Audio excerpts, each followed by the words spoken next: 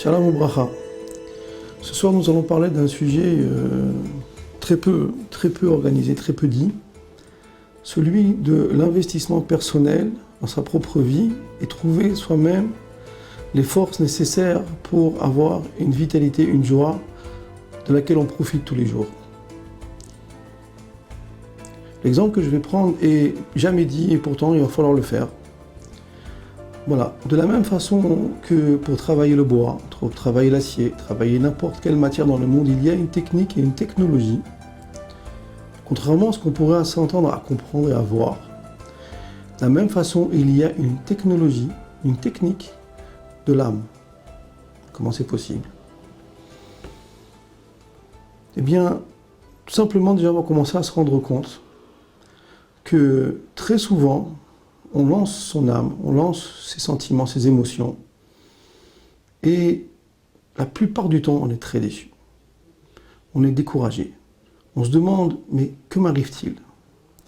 En fait, tout simplement, on n'a pas su, on n'a pas compris, on est ignorant de ce que l'on peut faire et des chemins qu'il faut employer pour arriver à se prendre soi-même dans ses propres mains et réussir son existence.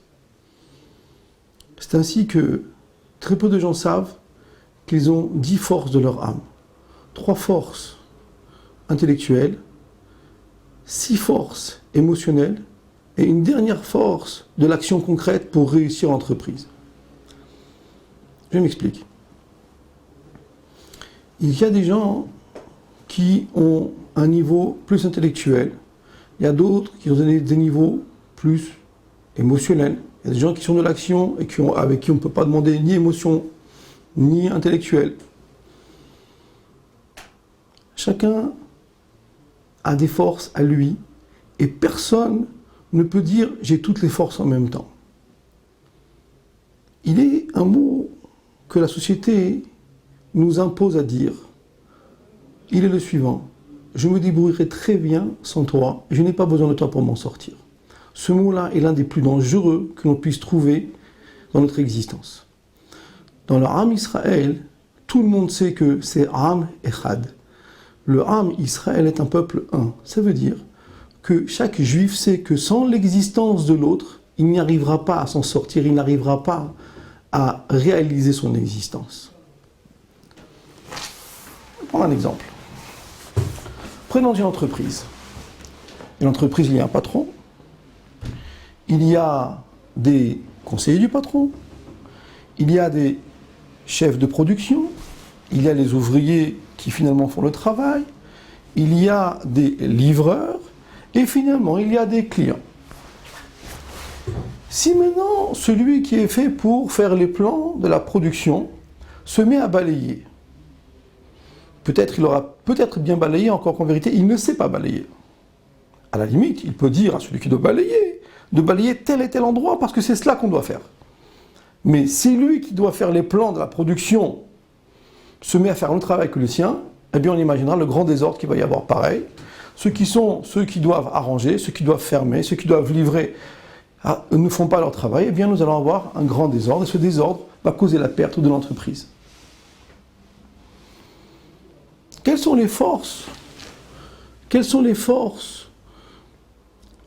qui vont faire finalement la réussite de l'entreprise? Eh bien, elles sont dites en Chassidut, c'est ramené par la Kabbalah. Il y a Chokhma. Chokhma, c'est un point. Ça veut dire la réussite de ce que l'on veut faire, là où on veut arriver. On a décidé de vendre tel produit dans tel magasin parce que c'est bientôt la fête. Un tel et un tel ont associé cela. Très bien, ça c'est le point à atteindre, ça s'appelle Chokhma. Tout de suite intervient d'autres personnes qui, eux, ont des capacités à comprendre comment on va y arriver. Ce sont pas, j'appelle la bina, la havana, l'analyse de la situation. Ce sont des gens qui vont dire, alors puisque l'on doit faire tel produit, nous allons le présenter de telle et telle façon, de façon à ce que ce produit soit vendu de la meilleure façon. Voilà, ici, la force de bina, la deuxième force. Après cela, le plus dur est à faire, le da'at, l'union entre ces deux forces. Pour le da'at, nous en parlerons dans un autre shiur qui viendra encore une fois un quart d'heure. Passons directement à l'action.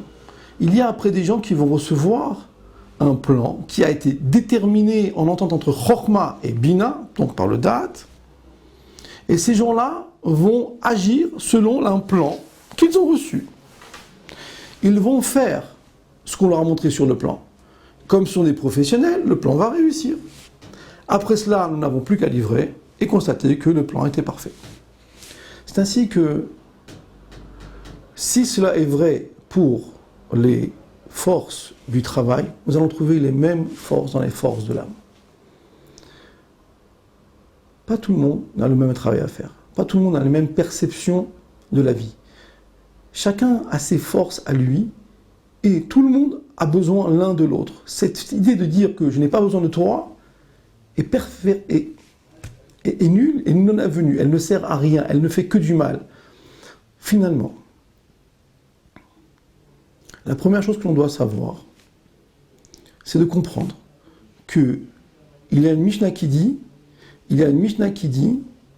que l'on doit être makir mekomo, reconnaître sa place, savoir qui l'on est, ce que l'on doit faire. Je ne suis pas le rabbin. Ma place à moi dans la synagogue est celle-ci. Le rabbin est responsable de la communauté. Il n'a pas à faire d'autres travaux que celui d'être responsable, etc., etc. Dans mes forces personnelles,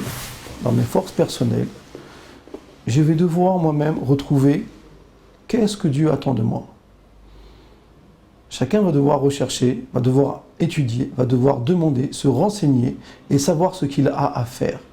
Et telle est la force de la chassidoute. La chassidoute vient nous montrer et nous dire ce que l'on est. C'est ainsi que l'on apprend très vite en chassidoute que les hommes ont la force de chokhmah et les femmes ont la force de bina. Ça veut dire que les hommes ne savent pas comment on doit faire les choses et les femmes ne savent pas ce qu'il faut faire. Les hommes ont un travail de recherche pour retrouver une adéquation entre ce qu'ils sont et ce que la Torah dit. Par exemple, aujourd'hui c'est la fête de Hanouka.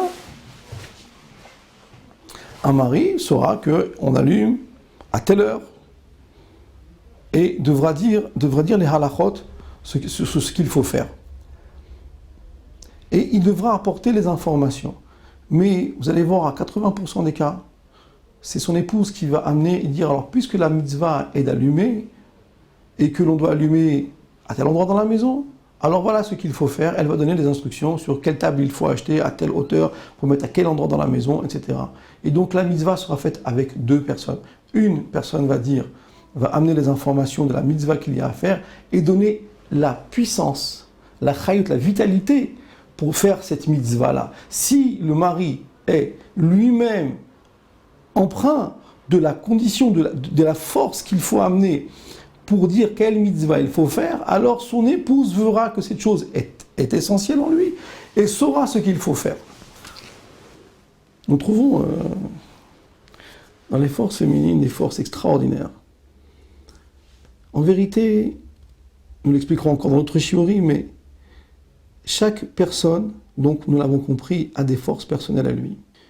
En vérité, quelles sont ces forces-là que l'on doit travailler? En vérité, ce sont toutes nos émotions. Ces émotions-là, c'est expliqué en chassidoute, ce sont les forces de Torus, ce qu'on appelle la divinité pure, l'énergie essentielle. Cette énergie-là, si on sait la travailler, alors on en profitera au maximum. Si on ne sait pas la travailler, vous connaissez tous les dégâts que l'on connaît à travers la vie, et de combien de chutes, etc. qu'il peut y avoir. La chassidoute nous enseigne pas à pas, lettre après lettre, mot après mot, phrase après phrase, comment l'on travaille ses émotions, comment l'on travaille son énergie. Il ne suffit pas de vivre tous les jours en espérant d'avoir un salaire à la fin du mois de façon à pouvoir finir et bloquer et le mois de façon qu'on puisse s'en sortir avec ce qu'on a à faire. Bien sûr, il faut vivre comme cela, mais cela n'est que le début de la vie, n'est qu'un élément de la vie. Nous avons nos émotions, nous avons notre force, nous avons notre vitalité. Et la chassidoute nous enseigne, et c'est là la technologie de l'âme, comment on prend nos émotions, comment on les travaille, comment on les ingère et comment on en profite avec les autres.